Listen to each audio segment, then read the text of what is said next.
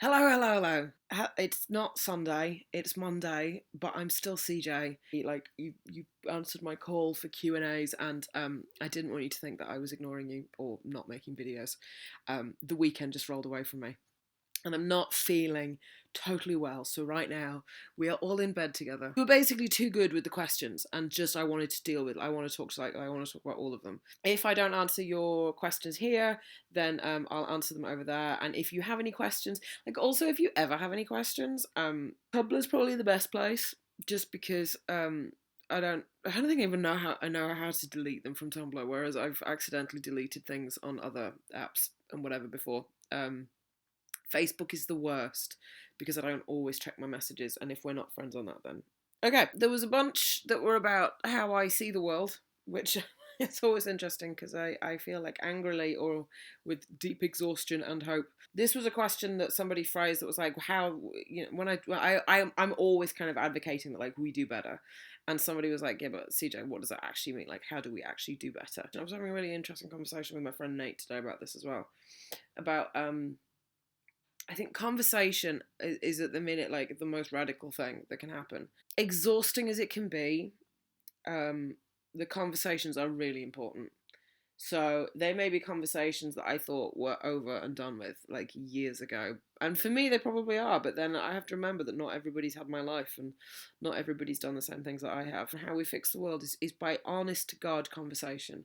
And the thing about conversation at the minute and these echo chambers that we live in is that either people are shouting or they've just shut down and they're not listening. And conversation requires two things. It does require talking, but it also requires a lot of listening. And I think in general that can turn you into a sort of, a better person. You're more likely to learn things, I think, if you listen to people when they're talking to you. And you're also, there's markers of things that are important. And respect, you don't really get anywhere without respect. That I think is difficult for a lot of people to understand, that things that they do or beliefs that they have are actually just deeply disrespectful to other people. Um, so that's how I try and like do the activist thing and make the world better. But that being said, I am also slightly on the radical side, so I do think that there is a time for marches and protests and being really smart about what you know and fighting for the rights that you know that you have and fighting for other people who don't have rights. So, for instance, like I do believe in marching. I do believe in turning up. I believe in getting your body out there. And I think that has a really positive experience for you as well, or can do, in that you don't feel quite as alone. Because the thing about a lot of us is that we deal with our activism and our conversations and that kind of thing very much in the virtual world. And while that's really good and there's a really important, like, it's a really important place, it is really myopic, and there is a particular kind of there are particular beliefs that are very specific to the online world, and they don't necessarily exist the same in the outside world. I don't want to say the real world because I don't want to dismiss online. Like, I'm old and grumpy, but I'm not that old and grumpy. I don't want to dismiss an online sphere, but I think that when you are actually out and in of the world, a lot of the stuff can change. So to give you an example, like I've found with a lot of the stuff that I've been doing just recently, I have had conversations with people that if I had read a thing that they had said to my face, I would have been a lot more annoyed with them. And it wasn't that the question was more annoying, it's that there's something about the medium of writing it down that has a certain amount of thought put into it. And it turns out that actually they're not being like pointed or difficult or deeply aggressive. They genuinely want to know, but the phrasing of it is indelicate. And so it can help you from not feel quite so isolated, I think. When you feel confused or sad or scared or powerless, make sure that you do know that you have certain amounts of power. So that might be in sending letters to representatives or making phone calls if you can do that. I'm going to put a link down there for a brilliant sort of resistance manual that I think has some killer advice in it, that activists have sort of compiled and stuff like that. Because I think that one of the worst feelings on earth is feeling powerless. and feeling like it doesn't matter and anything that you do is going to be like the odds are going to be stacked against you regardless, because we don't need to. People shouldn't feel disenfranchised, and it should not be okay that people feel disenfranchised. So I do think that that's an important thing to fight. So that's like a whole bunch of questions that I hope you recognize. If you asked me questions in that general ballpark, um, I hope I answered like some of them because I'm trying to like smush them together. Yeah, if you, I'm gonna have to put my glasses on. I swear, nothing makes me feel older than when I have to do that. Um, mm, mm, mm. Books is a big one that people have asked about. Uh, you see, because if I have my glasses on, then the screen shines all the lights, and it's really annoying to me. Book recommendations. At the minute, I am reading Eric Stryker's Transgender History, which is really important and driving me mental because I am learning things by the bucket load. I've also been reading and rereading and reading and rereading one of my favorites, which is Anne Carson. Um, a friend of mine last year got me her most recent collection, and that's been something that I've been dipping in and out of, and I've been reading that at the same time as one of her first publications, just because that sort of gets my head ticking over. Check them out if you're interested, and if you like them, let me know because I will nerd out about literature for 7,000 forevers.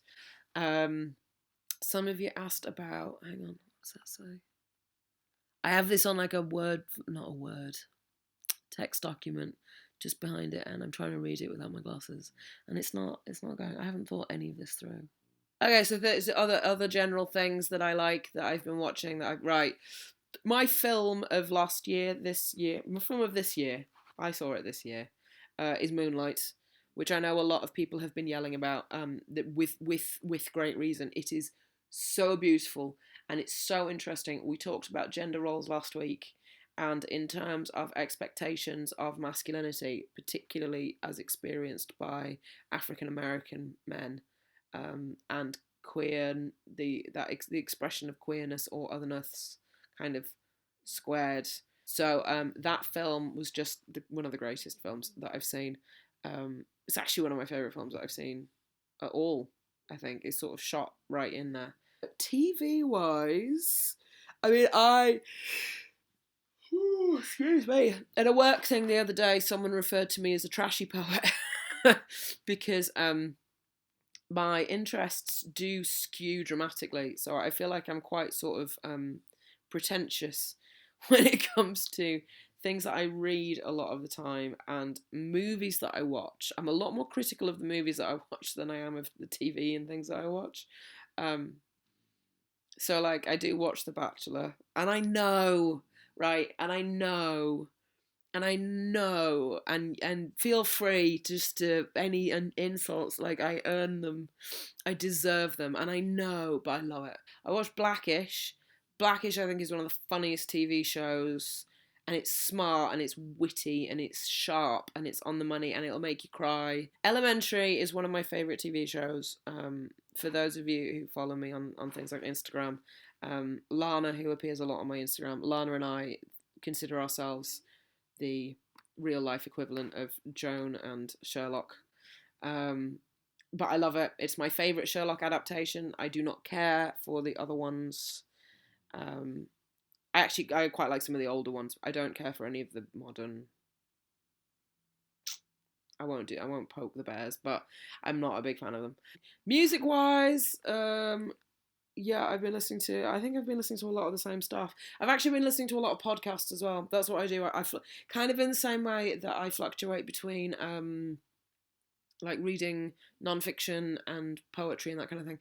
I also bounce between like music and podcasts. I do a lot of commuting around the city, like for various jobs and that kind of thing. And so on the underground, I like to have like a story or whatever. I'm obsessed with true crime podcasts. Radiolab, obviously, This American Life. Crime Town is amazing, particularly if you like Jinx. If you saw Jinx, the documentary. True Murder, Court Junkie.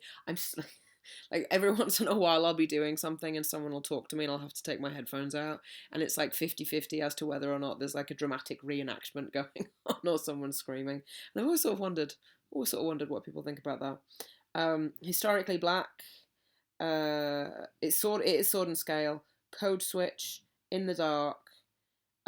I listen to the NPR Politics podcast because that's about as much of American politics as I can handle at the minute. They tend to do like a twice a week roundup of stuff that's going on. Embedded is really great. 99% Invisible, Serial, Invisibilia, which Invisibilia was one of the first podcasts I ever listened to that had anything to do with trans stuff on it, which was just a coincidence. So I've sort of blurred around, but I've definitely been talking too long and my throat is gone. But yeah, I will properly deal with some of the other questions. There were very specific questions about things like my take on Trump, which I will definitely talk about because I think the state of the world and politics right now is really interesting to me. Some more things about like personal stuff that either the guys have recently done on the channel that I missed because I wasn't around. And just a couple of other questions that I just found really interesting. So if you have any other questions, feel free to pop them down here, and I'll do like a couple of compilations or whatever on my personal channel just to get through them all. And remember that you can ask questions at any time. You don't need to just wait for me to ask. Send me messages, do whatever you like. And thank you so much for everybody that asked questions. And I'm really sorry that this is late. And I'll talk to you. I was going to say I'll talk to you next week, but it won't be next week, will it? It'll be like 6 days' time. So I'll talk to you in 6 days' time. Okay, bye guys.